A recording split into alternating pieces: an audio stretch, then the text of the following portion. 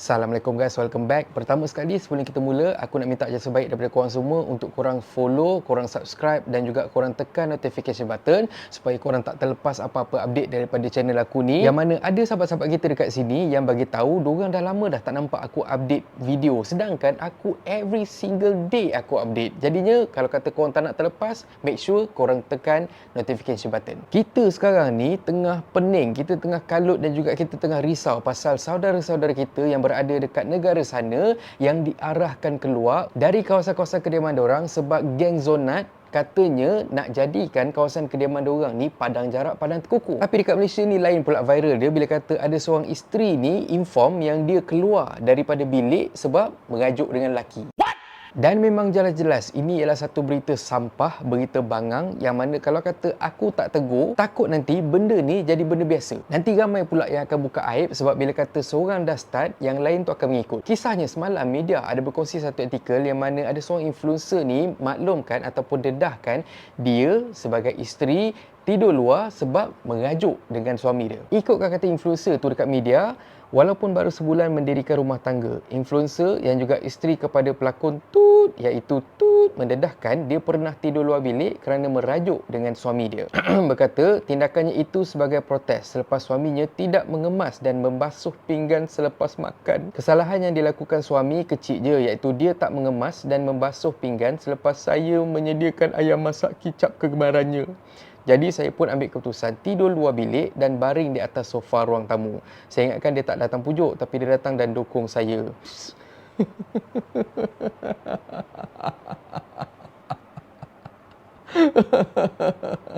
Ayam masak kicap masuk dalam hati ke? Tidur ruang tamu boleh kecoh juga, jadi viral. Beribu orang tengok, beribu orang like, beribu orang share.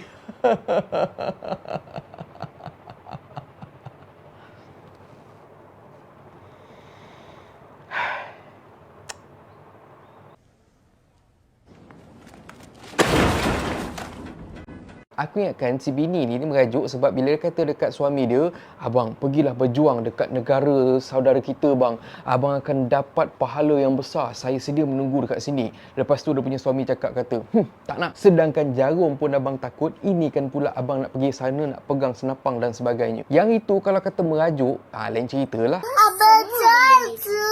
Tapi macam mana pun kalau kata benda tu kau cerita dekat public, tetap juga ada masalah. Masalah apa? Kejap lagi kita sembang. Cuma sebelum tu, aku ada persoalan yang aku nak tanya. Soalan pertama dari dua soalan yang penting.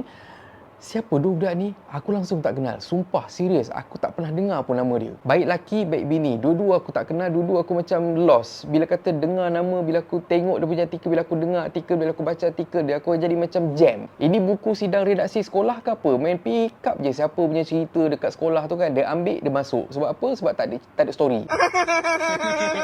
Soalan kedua yang paling penting. Sekarang ni portal-portal memang nak save budget, memang nak cut budget ke bila kata dorang ambil budak intern untuk jadi reporter diorang. Dan budak-budak intern ni lah yang buat artikel, lepas tu upload dekat portal media diorang. Mungkin ke sebab tu artikel-artikel yang keluar sekarang ni, artikel-artikel sampah level budak-budak intern ni duk main pondok-pondok dekat depan rumah, lepas tu diorang berangan diorang jadi reporter terkenal. Ataupun budak-budak intern ni memang ship gila dengan BBNU kegemaran diorang, jadinya tak kisah apa pun diorang punya idola diorang buat, apa yang idola diorang kongsikan dekat media sosial, diorang akan pick up dan diorang akan share dekat artikel diorang. Bodoh!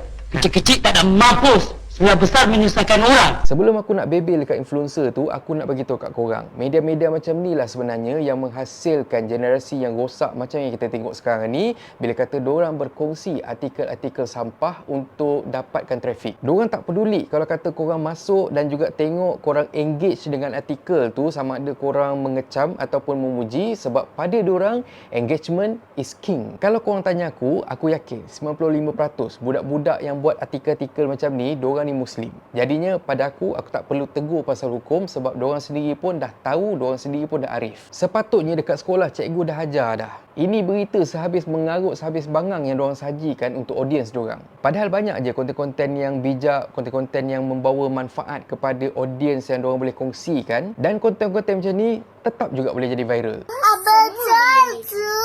Sayang, portal-portal ni semua memang dah besar dah, memang dah famous, memang dah terkenal, memang ada influence. Tapi masalahnya yang menghuni dekat dalam portal ni ialah mereka yang ada otak berat dia tak sampai 20 gram.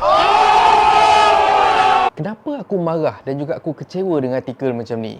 Yang itu masuk dekat dalam isu influencer tu pula. Dan satu lagi, macam aku cakap tadi, aku nak share dengan korang, kenapa aku kata apa yang diperkatakan oleh influencer tu ada masalah. Apa yang influencer ni cerita dekat public, dekat media dan semua ialah kisah aib sendiri, kisah rumah tangga sendiri. Kau punyalah open duk cerita pasal aib kau sendiri dan sekarang ni kau dah jatuhkan maruah suami kau sendiri tanpa kau sedar. Awal-awal kau ceritalah benda-benda macam ni. Nanti bila kata makin dilayan, tak apa benda pula yang kau salah. Influencer ni tak kisahlah siapa-siapa pun sebenarnya ada hak untuk tolak sekiranya media bertanyakan soalan pasal rumah tangga sendiri. Tengok daripada cara diorang ni, aku yakin diorang dah dapat didikan agama yang sempurna. Dan aku yakin sangat-sangat ilmu dan juga didikan agama diorang sebenarnya lagi tinggi daripada apa yang aku dapat. Tapi malang tak reti nak pakai. Ini bukan soal benda kecil, bukan pasal benda besar. Ini soal maruah kita sebagai orang Islam yang tak tahu pasal hukum dan tak tahu peraturan dalam Islam. Hal rumah tangga tak payahlah nak kongsi dekat orang. Memang dah tak ada ke cerita-cerita kejayaan, achievement dekat dalam kerjaya dan sebagainya yang boleh dikongsikan dekat orang ramai sebagai inspirasi. Aku tegur sebab aku tak nak selepas ni ada lagi artikel-artikel ataupun kisah-kisah sampah yang dikongsi, yang dihidu oleh pihak media. Kalau kita tengok trend ni, kalau kata kita tak tegur, kita tak hindar, kita tak prevent, kita tak hentikan, kita punya identiti sebagai Muslim semakin lama semakin pudar. Korang percayalah cakap aku. Bukan tak boleh nak kongsi pasal rumah tangga, tapi ada cara dia.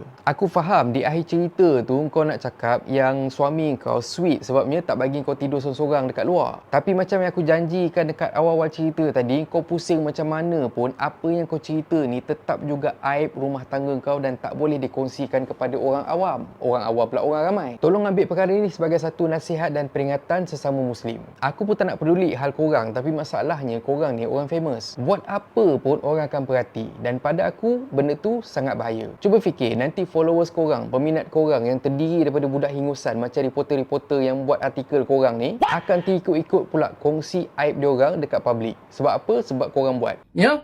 Nanti bila kita tanya kenapa korang duk ikut pergi sebarkan aib diri sendiri? Sebab boleh, Dik. Jadinya kepada yang berkenaan, tolong hentikan artikel ataupun coverage kisah-kisah yang kurang bijak macam ni. Ya? Dan akhir kata pepantun, kerbau tempang sakit sendi, jalan terhencot tanpa hala, malu diri simpan sendiri, bukan gedik cana merata. Dan kalau korang suka konten ada dalam channel ni, please consider to subscribe. Okay, so thank you very much for watching and have a nice day. Assalamualaikum. Assalamualaikum guys. YouTube ada fungsi baru iaitu Super Thanks. Siapa yang nak belanja aku kopi, korang boleh tekan butang Super Thanks kat bawah ni. Anyway, terima kasih sangat-sangat untuk sokongan korang. Assalamualaikum. Mantap Pak Bo!